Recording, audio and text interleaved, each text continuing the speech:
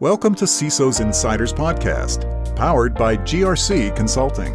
In this podcast, we'll be interviewing leading CISOs and security leaders in the industry for light, eye-level conversations. Here, they share advice and tips, talk about their biggest accomplishments and failures, favorite drinks, key influencers, and much more. We encourage you to walk away with at least one insight that will help you better yourself or your business. Thank you for joining us, and we hope you enjoyed today's episode. For more content, please check us out on social media. Welcome, everybody. Today I'm speaking with Lisel Newton.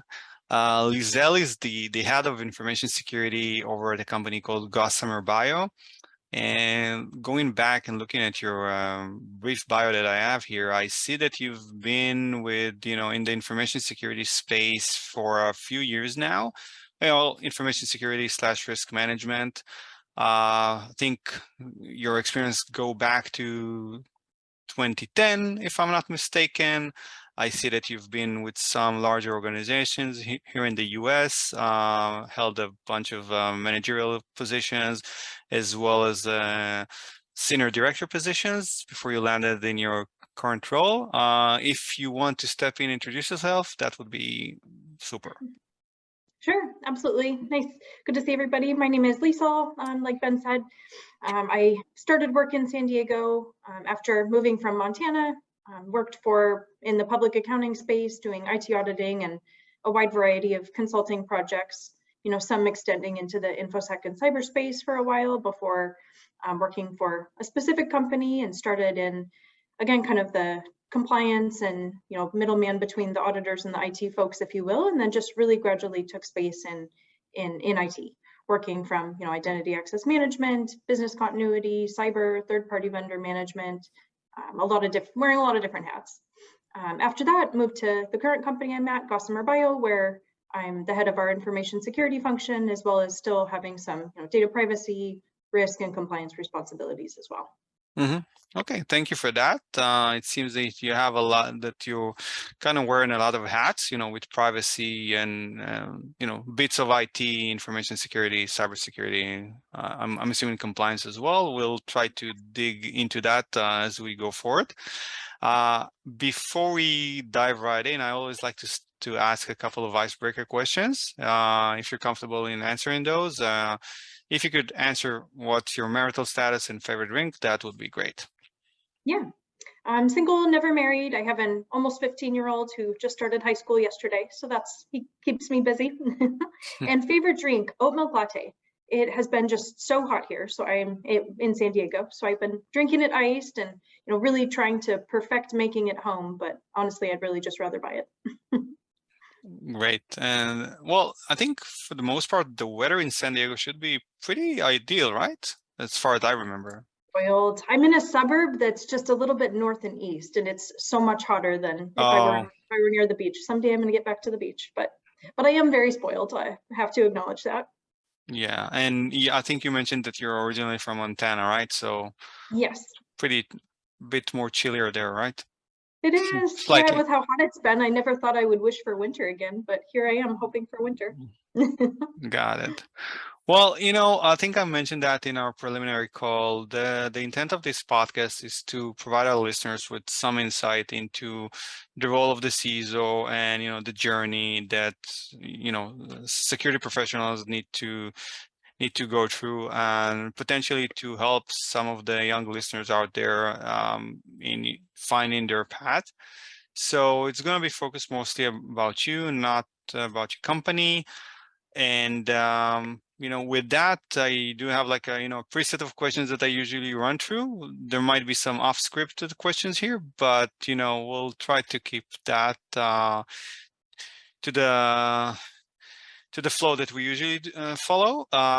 And with that, we can dive right in. If there's one thing you wish you'd known before you began your career, what would that be? There are so many, but when I'm thinking about narrowing it down, I think a big one for me is just remembering that I don't always have to know everything, and I don't have to be the one expert at everything. I'm always my own toughest critic, and very aware of any skill set or other gaps that I have in my own game. And I think that's the case for a lot of, type A, hardworking and driven folks out there that, they know the struggle. And I think for me, it's so important to remember that learning never stops. Everyone is always learning every day, even when you get to, CISO and executive level positions. I think remembering that there are experts and others in your field that you can rely on, you can really leverage them and ask for help of others. Humility is always a trait that I really value deeply. I think prioritizing being transparent about if there's something that I don't know, that I didn't know, and just really being honest about my skills and capabilities and, asking for help. And I think, oh, go ahead, please. sorry. Yeah. No, please, you go.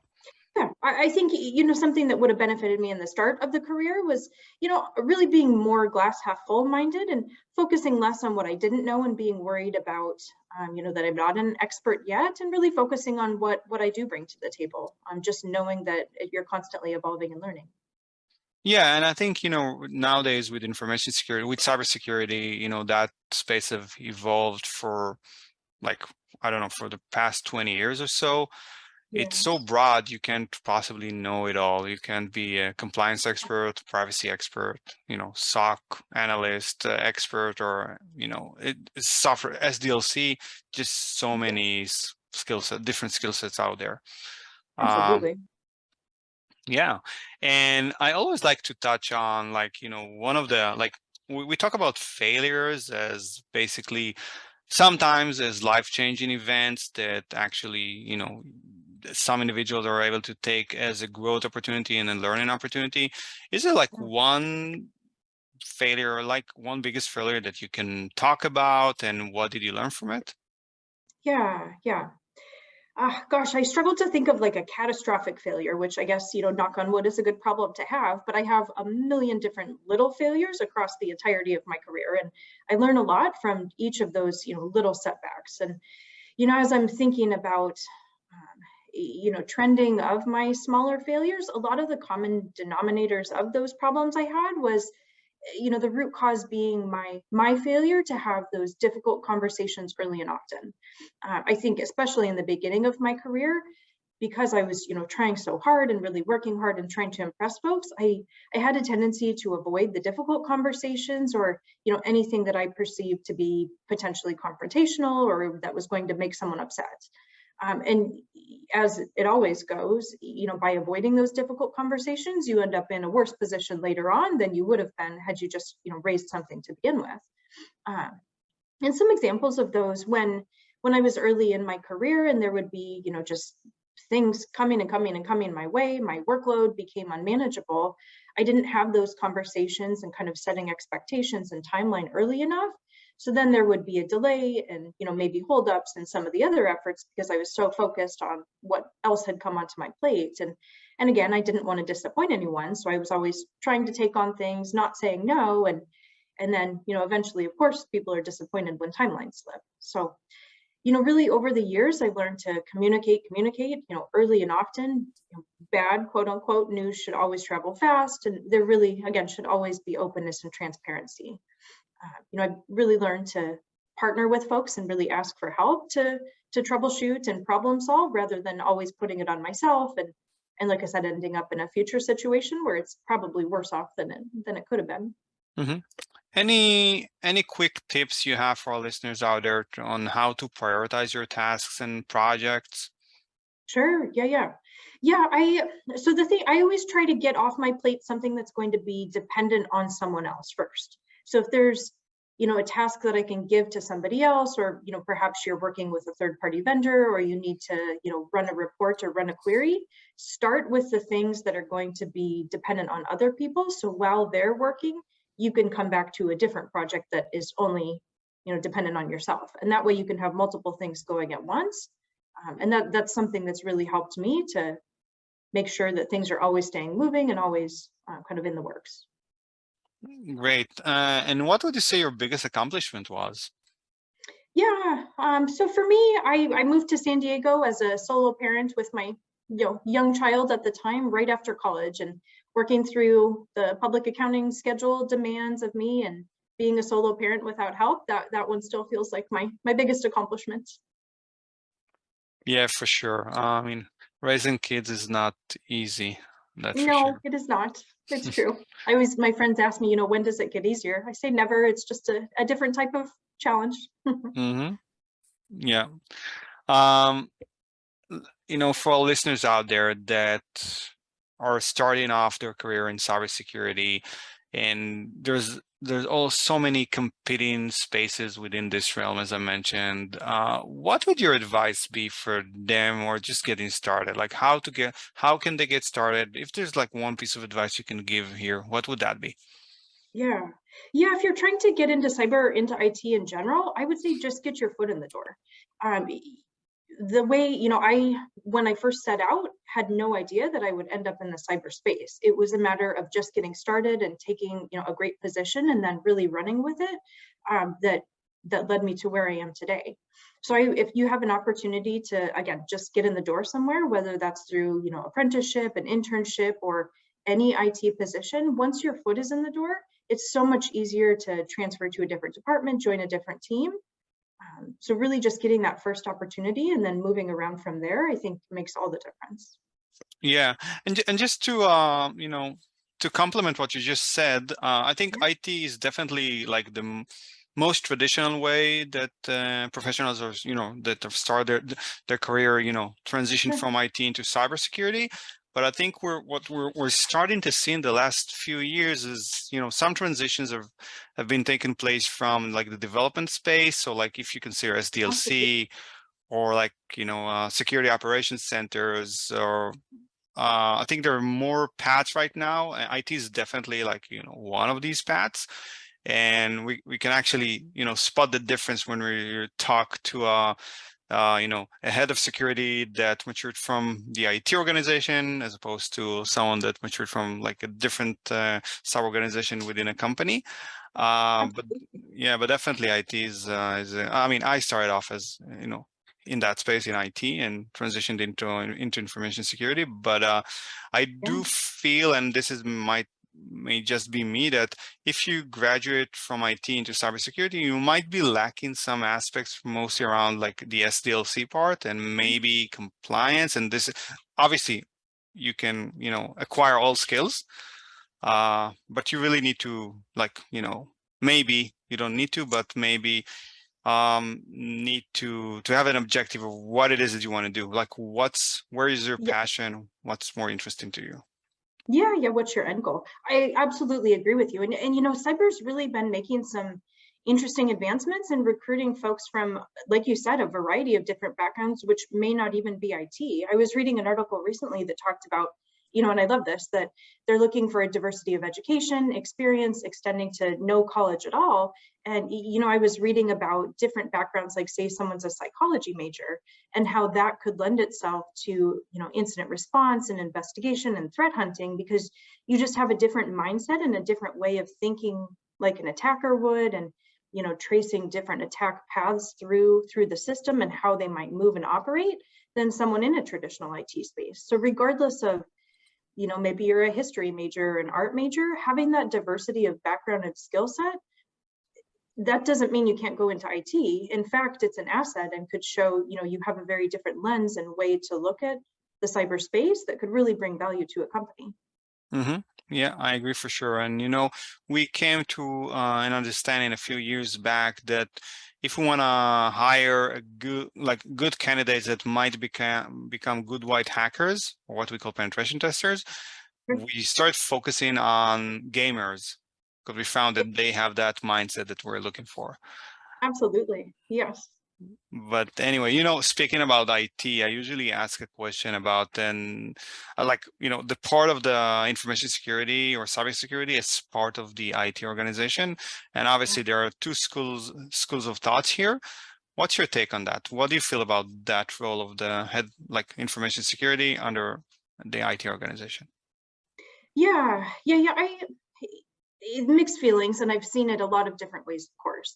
Starting kind of with the cons, I think when you have the cyber or infosec function in the reporting chain, anywhere other than being direct to the CEO, there's going to be, potential room for independence issues that bubble up at some point.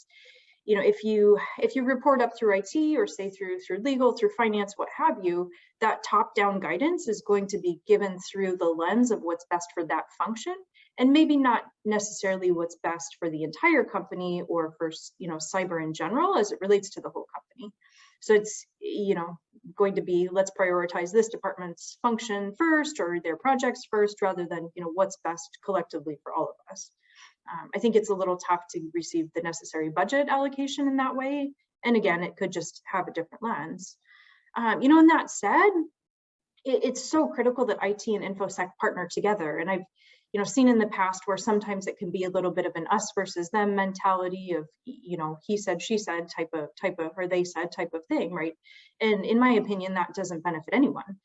So I think really being on the same team can also help alleviate that type of situation and mentality where, you know, there needs to be a partnership, there needs to be alignment. InfoSec and cyber functions need to be able to work with really closely with IT, given, you know, like you touched on the SDLC process development, where we should be ingrained early and do security by design, but also really being able to partner with the whole organization. So I think, you know, it comes down to relationships, having strong working relationships, ability to collaborate, and you know, if you end up reporting up through a function, it's still a matter of just making sure you communicate your needs clearly and, you know, deal with any independence issues if they do arise. Got it. And looking back at your career, and you've been in this field for, you know, a number of years, what would you say, like, you know, brought you to the place that you're at right now? Like, what helped you the most? Are we talking like, you know, like certificates, formal training, informal training, anything at all? Yeah. You know, honestly, it's been my coworkers who have helped. So I, like I said, I started as an IT auditor and came up through kind of a compliance, governance, risk, and then, you know, gradually took space in the IT field. And I learned that and being hands-on keyboard through the help of my coworkers who, you know, I said, teach me what you do, show me what you do. And whether it was shoulder surfing or having them, you know, kind of sit side by side and help me be hands-on keyboard doing the things, that's really what helped me learn the most. And of course, certifications absolutely help from a resume perspective, that companies are always looking for you having certifications. I absolutely value them. And they're teaching you what the book answer is, which may not always correspond directly to what the real world answer is. So I think the combination of both, you know, having those certs, having that training, having that learning experience, but for me, really being hands-on keyboard is how I've learned best. And I do continue to, so that's probably the biggest help that has been, you know, and I always say mentorships need to be mutual. So there needs to be, you know, a give and take. And if they're teaching me and I'm taking their time to be, you know, for them to show me what to do, I need to offer, you know, mentoring, coaching, something in return, right? And I also really rely heavily on daily email subscriptions, newsletters. I take at least one webinar training per week about various cyber infosec topics. It's, you know, like you mentioned earlier, it changes so fast and, you know, literally every day. So keeping on top of the trends on a daily basis is so important to me as well. Got it. And is there one common myth about this profession that you wanted to debunk? Yeah, for me, I know you mentioned, I liked what you said earlier about how having, you know, risk and compliance experience might be a good thing to have in the infosec space. And I thought, oh, wow, what an interesting perspective, because, you know, I mentioned my earlier having imposter syndrome about not having come up through an engineering track is always one that's left me feeling a little insecure. So, you know, for me, what I've seen is the use of the word technical as a measure of someone's individual skill sets and capabilities that I would love to debunk. So, you know, there are a lot of folks use technical as a descriptor for having a deep knowledge of the, you know, inner workings of things. However, that a lot of times that's very subjective, very, you know, based on perception, and there's no specific measurement for how technical a person is. And, you know, I think that word and sentiment is a barrier for entry for a lot of folks. If they think, well, I didn't go to school for IT, maybe I'm not technical enough, then perhaps they don't pursue a, you know, a career in cyber. So I'd love to see that decommissioned. There's such a, you know, a staffing shortage and demand in cyber, and and I think there's a million different ways you can define being technical and being knowledgeable. And again, that's so subjective. So that stigma and, kind of holding someone's background or skill set against them in a negative way, I, would love to see that judgment change and reshape. Yeah, and I think you're probably, I don't know, I've probably recorded close to 60 episodes by now. And if there's one thing I've learned is like most CISOs that I've spoken to talk about the role of the CISO as a business role, much more than a technical role. Absolutely. Yeah, I completely agree. You have to. That's, as the CISO, you are, kind of talked about being the middleman, if you will, between IT and auditors. And that's exactly what you're doing in the CISO role, where, you're working with all the various business departments on behalf of the entire organization, and you have to be able to speak their language, which a lot of times comes from that diversity of background, experience, and knowing how each of those roles function, what's important to them, and again, being able to speak their language to relate to them in a way that makes sense from a cyber perspective. Yeah, and it is true that traditionally speaking, CISOs, if you look like 15, 20 years back, those were probably individuals that graduated out of IT, and they knew much more about what network is, what's the OSI Model, yeah. model is, and all that, and they knew how to configure a firewall and all that. But for now, for nowadays, you have so much more that you need to consider that's outside of the purview of just configuring a firewall, or not to take away anything that they did back then. It just the role grew and it's much bigger right now. Absolutely. And that's what you hire experts for. So you hire folks that you rely on their competence and their expertise to bring that to the table and support you in your CISO function. Back to my point of, I don't have to be the expert. That's why you have a team, and a strong team who brings the competency in exactly those areas. Yeah, I completely agree. For sure. And let's try to unpack this a bit more, and let's talk more about the role of the CISO and where it's going. So in your opinion, what are the main concerns nowadays that CISOs have in general? Yeah, in general, I mean, local to my day-to-day, it's making sure we don't get breached, right? So keeping us secure on a day-to-day basis, keeping data protected, data privacy, staying on top of everything security entails. So, one example of that is, finding different ways that I can teach all of the folks in my organization to be mindful of, phishing. The business email compromise is huge. Text phishing is a really big trend that a lot of my users are experiencing right now. So, really creating cyber awareness in a way that it resonates with folks and is actually going to stick with them. That's top of mind. I think globally, what CISOs are, and myself, what I'm concerned about is, the global conflicts, the wars, the impact to risk in our environment. I think that the Russia-Ukraine situation is a great example of how that threat situation is going to continue to evolve, and what those implications will be is interesting and scary. And I think employee development and retention is always a top concern. How are we helping people to grow, helping them improve their skill set, and back to the gap of cyber professionals, how are we helping people grow into that space as well?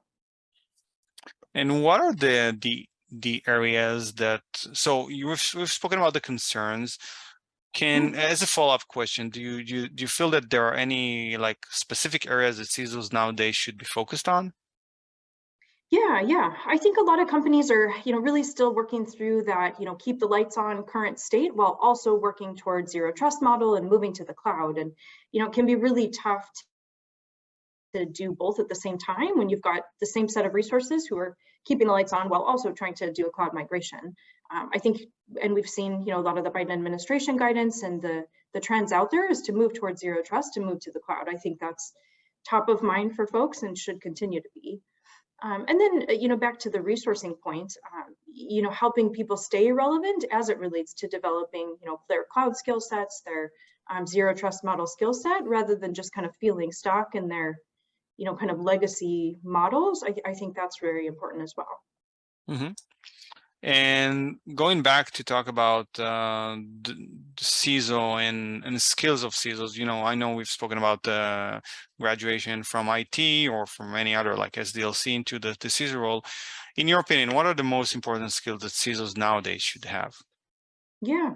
Yeah, like we talked about earlier, I think they absolutely have to straddle the IT space and the cyberspace and the world of business. It's a role that serves all functions in the departments and has to really bridge that gap between, IT, infosec, cyber, and your business counterparts. So, like I'd said, being able to speak their language, understand the data, understand the processes, what matters to the business, how are we generating revenue, making money, or what our business model is, and, what are the crown jewels, where are they?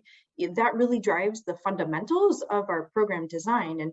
And you get that knowledge by really working with your counterparts and interfacing with the business. And then, really having that ability to communicate, to build relationships, advocating for what is right, which is not always what is popular. And then really having the ability to compromise and build secure solutions that are not impeding the business. I know a lot of folks see cyber or IT as the people who say no and who make everything slower and make it more difficult. And I don't think it has to be that way. I think there's a great way to find partnership and find compromise where, the business is enabled to get things done quickly while also doing so in a secure way.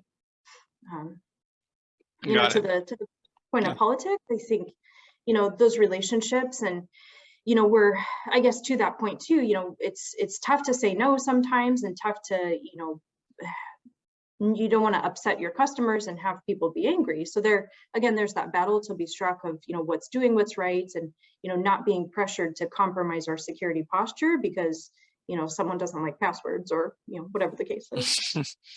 Yeah. And I think it's all about reflecting the risk to the business, because at the end of the day, the CISO does not need to assume all risks. You just need to reflect it. Yeah. And, explain the implications of it. Yes. Yeah. I've used a lot actually when I absolutely agree. If, I've kind of expressed the risk, I've evaluated the situation and the business is very adamant about wanting to go a different direction. A lot of times you can do the risk acceptance like you just talked about, where it's, perhaps in writing, you're presenting, here are the risks for moving forward with this decision. Are you willing to accept those risks, or do we, and perhaps the business says yes. And that's a company culture of what the risk appetite is. I've seen companies across the board where they have, a huge risk appetite. They're totally willing to take on a lot of risk. And that's part of the CISO's job as well, is to know kind of what that as a whole, what the organization's risk appetite is, and then support that accordingly. Yeah, for sure. And, that goes back to to my previous statement about the CISO being a business role more than anything. Absolutely. And in your opinion, where would we see, how would the CISO role look like 5-10 years from now? Yeah, what's interesting, I think we're really starting to see, not that it was never unimportant, it's always been important, but that awareness is really continuing to grow and build. And being in, public companies, especially with my background in public auditing, there's new SEC guidance and regulations coming out for public companies that really focuses on cyber reporting, breach and incident reporting, and then really wanting that cyber expertise at the board level and the audit committee level.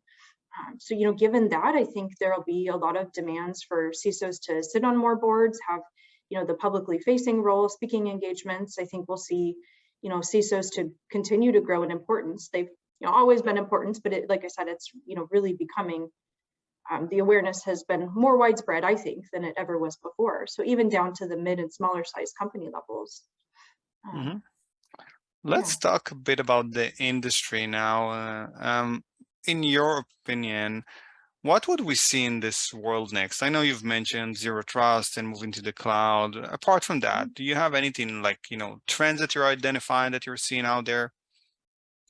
Yeah. For me, I really hope, kind of on that same note, that we'll continue to see continued support for the expansion of cyber across companies in America. When you're looking at trends from, nation state threat actors and attackers, a lot of it's attacking that American way of life, if you will. So, transportation, food, power, water, kind of those way of life type of models.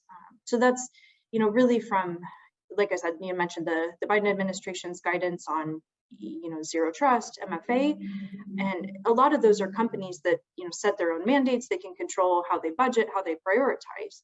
So I'm really hoping we'll start to see trending and, putting cyber at the top of mind, really replacing some of the legacy architecture and systems and, when we look at some of the major ransomware and other breaches the last few years, it is in those areas: water supply, electricity, some of the meat supply things, right?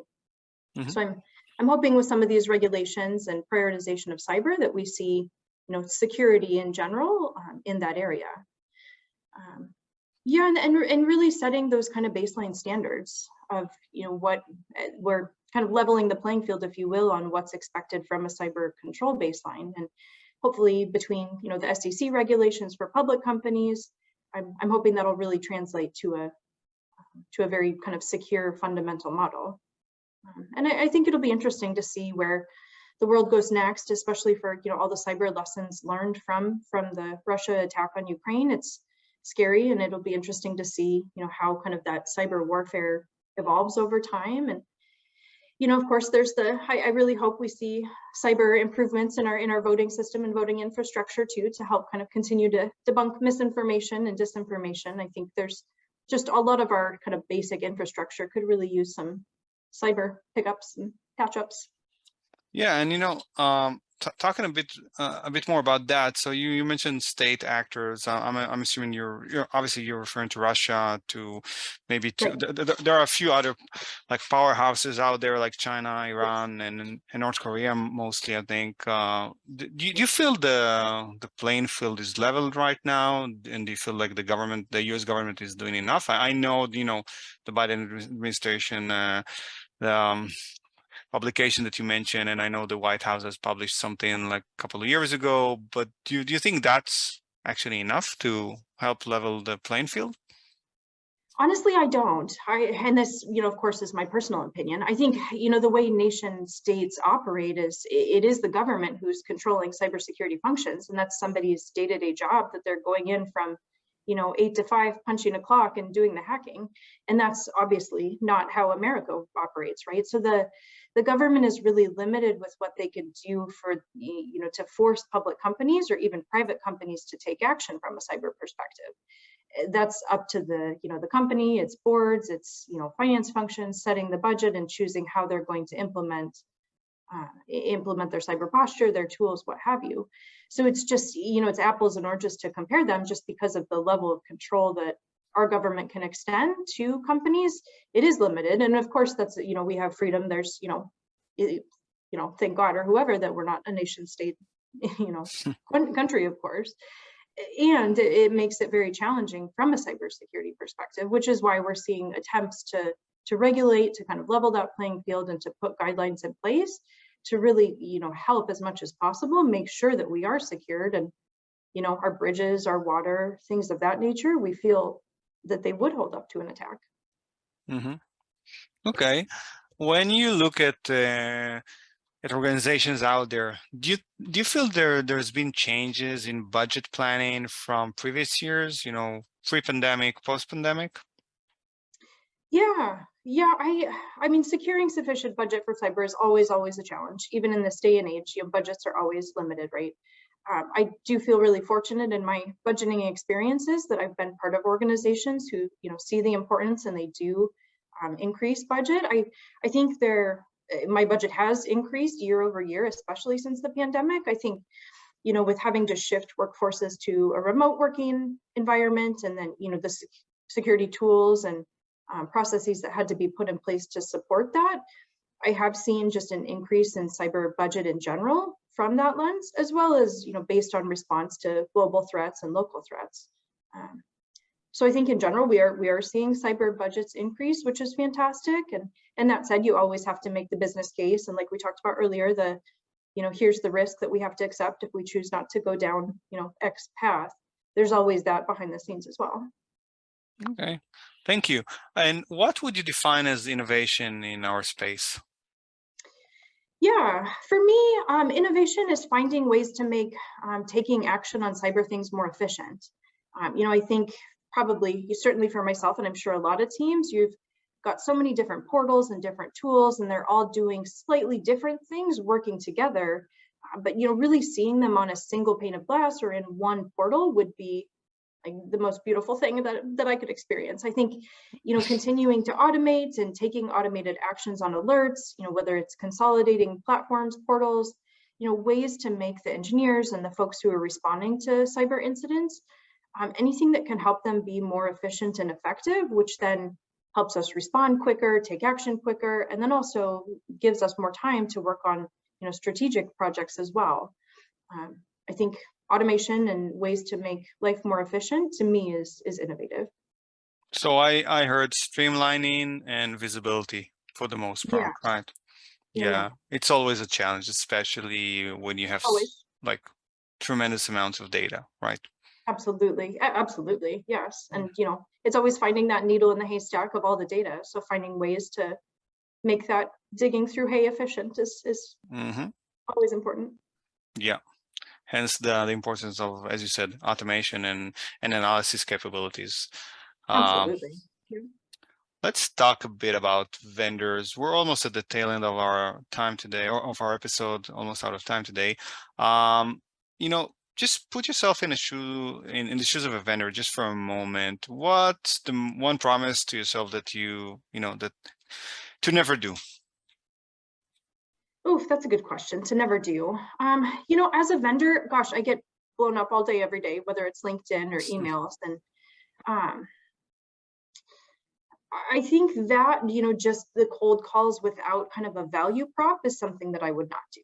So I always love the phrase, the what's in it for me. I think what they should do is, really offering that value proposition. Here's what I could bring to the table. Here's how I could support you. And, maybe that's by building network connections. Maybe it's, a knowledge share, but having some sort of value and showing that up front and kind of building that trusted relationship. That's really what I'm looking for in a vendor. So I think the, what not to do is coming with nothing, just, hey, here's this product, you should buy it. It's like, okay, but what's in it for me? Okay, sounds reasonable. And what is it that you are looking for in a vendor then? Yeah, I think, really having that trusted relationship and them becoming the go-to advisor. And there's a bit of work. I understand that maybe that's not feasible for all folks, but, once I have that trusted relationship, then I will reach out when I have a time of need. And, if I've got this pre-existing relationship with a person and I trust their competency, their, how that they're respectful and they're going to help me, they become top of mind when I know I need to reach out. So that for me is really what I'm looking for, is a partner who's, maybe in it for the long haul, and not just for my current company, but, eventually I'll move to another company and I could take vendors with me if that kind of pre-existing relationship is there. So I think, really building that and seeing it through over the span of multiple years is so important. Yeah, for sure.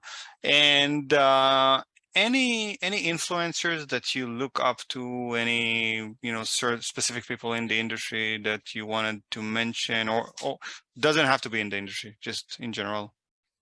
Yeah, I think I mentioned my coworkers earlier. I've had so many different influential folks across my entire life, whether it's professors in college who encouraged me and helped me along the way, or coworkers, colleagues, and bosses at prior jobs who really gave me encouragement, helped me build professional confidence, ongoing mentoring and encouragement. I think my boss at my last company specifically, I always felt that he had my back, and I was very secure in that relationship, which then helped me kind of expand beyond my comfort zone, because I knew there's a safety net of someone who's going to have my back. And then I guess out there in the industry, I really respect Chris Krebs and what he's done, publicly from an ethics perspective. I think he set such an incredible example of, publicly speaking up for, what the cyber data and the facts said, even when facing the extreme pressure to do the opposite. So I think just from a moral and ethical perspective, I love that, and it set a great example for the rest of us. Thank you. What's the best way to connect with you online? Yeah, email or LinkedIn. Like I mentioned, I do get a lot of vendor contacts, but I do look at the messages. I try to respond. I can't say that I respond to every single one, but keep it coming, and I'm happy to connect with folks in that way. Yeah, to be honest, I just stopped, responding to any LinkedIn requests. It just it's become so, it's hard. Yeah, so hard right now. So much time is wasted just reading those notes, and everybody wants you to meet with you today or tomorrow for 15 minutes, and it's like, Yes. No, we don't really need software development at the moment. Right. Yeah. Well, and then my cyber like trust nobody brain hat goes on, and I'm like, oh, is this a bot? Is this a real person? Are they trying to do reconnaissance on me? Yeah. I get the trust nobody hat, and then yeah.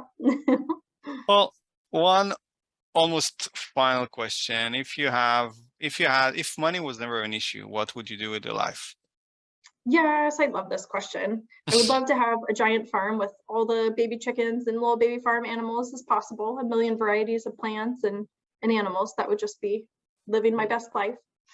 Would love to do like, rescue of animals and pet them and play with them all day long.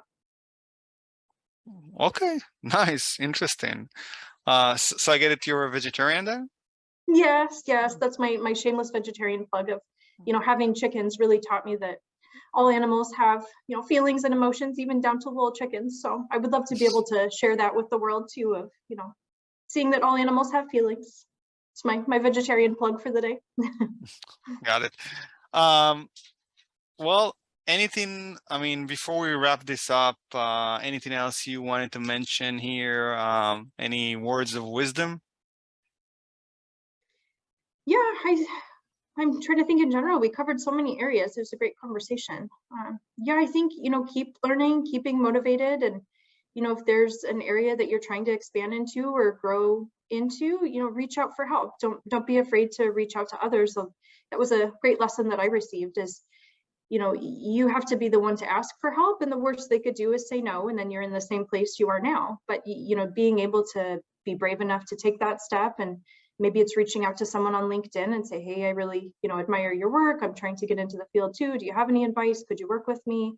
I think asking for mentors. And then, Michelle Obama has a great point on one of her podcasts too, that remembering mentorship is reciprocal. So being, able to offer something in return, whatever that might be. And perhaps that's down the road too. But, I think really going for, you have to be your own best advocate. No one else is going to do it for us. So really going for what you want and taking the steps to get there. That's my advice for the day. Thank you. Yeah, and I have to emphasize what you just said. I think from, all of my conversations lately in the past 2 years, I think people are much more receptive if you reach out to them and ask for assistance, as you mentioned, like mentorship or any kind of assistance. They're much more receptive than if you try to sell them anything. Absolutely. Yes. Not to insinuate that this should be a strategy in trying to sell them something. Good point. Yeah. But okay, great. Thank you so much for taking the time today, Lisel. I had fun having this conversation with you, and hopefully the insights that you've provided here would resonate with some of our listeners. Hopefully at least one. Yes. And if not, then it was a great chat as well. Thank you so much.